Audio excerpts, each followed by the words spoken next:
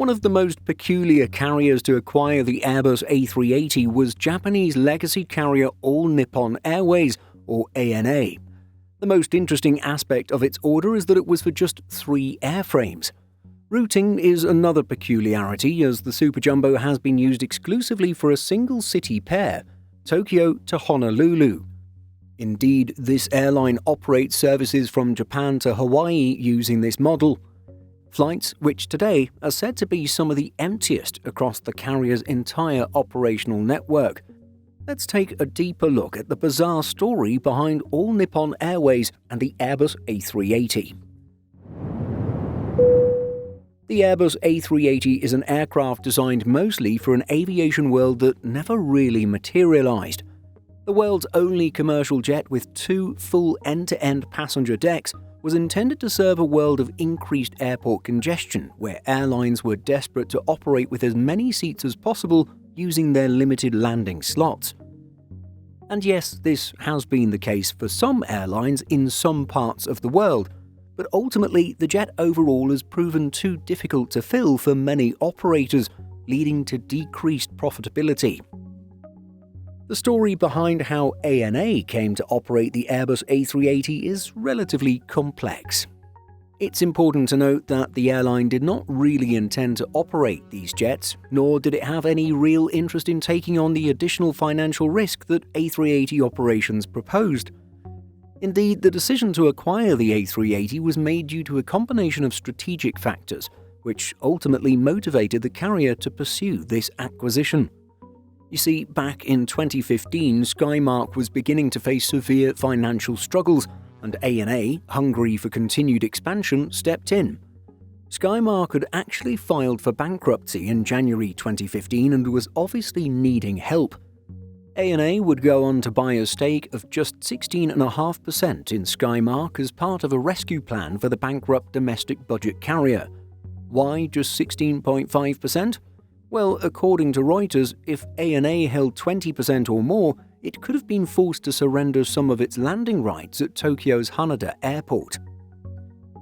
Interestingly, the events of 2015 had come after months of negotiations and speculation.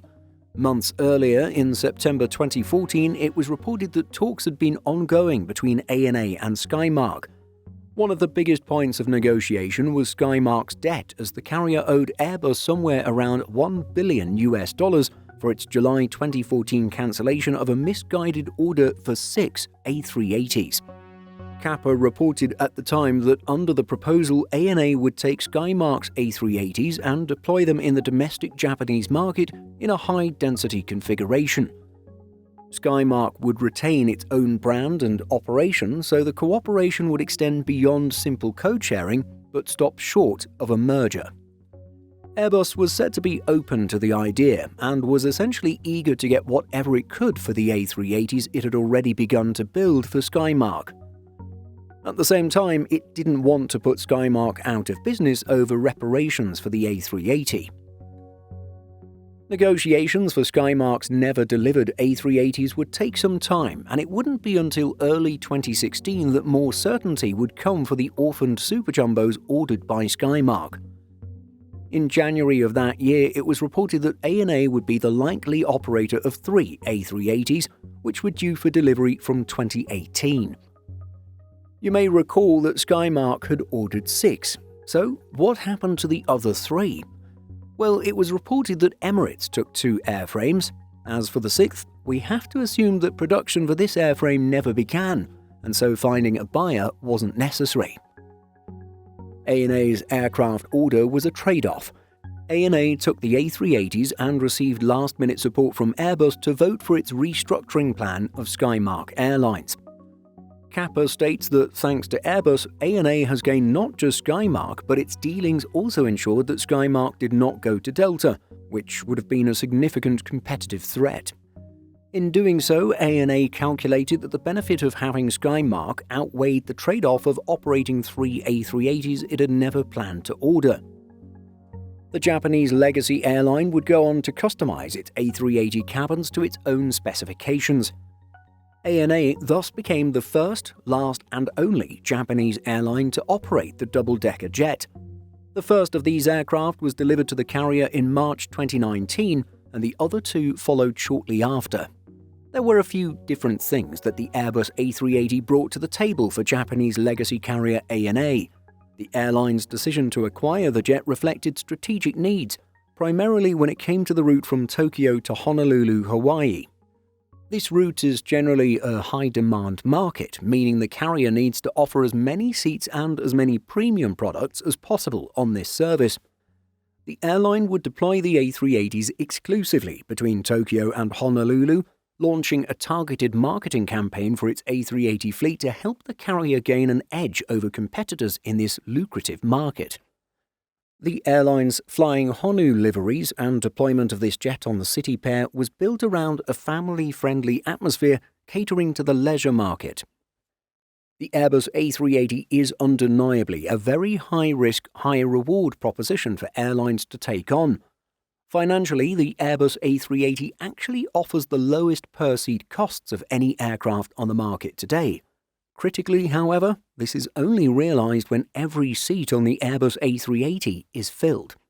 The entire strategy behind ANA's decision to operate Airbus A380 flights is rooted in the strength of the Hawaii-Japan tourist market.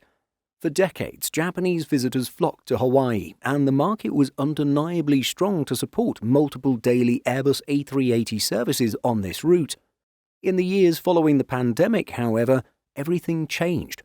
Rising US inflation, combined with the notoriously high prices of Hawaii, have made the islands a less attractive destination for tourists from all over the world. However, in Japan, the situation is actually even worse, as the consistent devaluation of the Japanese yen in comparison to the US dollar has made leisure travel from Japan to Hawaii financially much more challenging. Therefore, there are far fewer Japanese travellers willing to make Honolulu their next vacation destination over other Pacific destinations, which offer equally warm and pleasant weather and sandy beaches. These days, the vast majority of ANA's A380 flights operate half empty, especially on lower demand days or during off-peak seasons. The market is simply not strong enough these days to accommodate 2 daily Airbus A380 flights, something which Hawaiian tourism statistics have confirmed time and time again. According to most industry analysts, other carriers have seen this shift in demand and chosen to change the amount of capacity they offer in the Hawaiian market. ANA, however, is stuck in a difficult position where it has already invested so heavily in its Airbus A380 fleet that removing these aircraft from service would be an extremely difficult pill to swallow. These non-stop services are undoubtedly losing money for ANA. However, it is likely that the carrier might be choosing to hold out on pulling these aircraft from service with hopes that market conditions will shift in the airline's favour at some point in the near future. So, what do you think of ANA's adoption of Skymark's A380 order? Let us know by leaving a comment. In addition to our daily YouTube videos, Simple Flying publishes over 150 articles and a podcast every week. Visit simpleflying.com.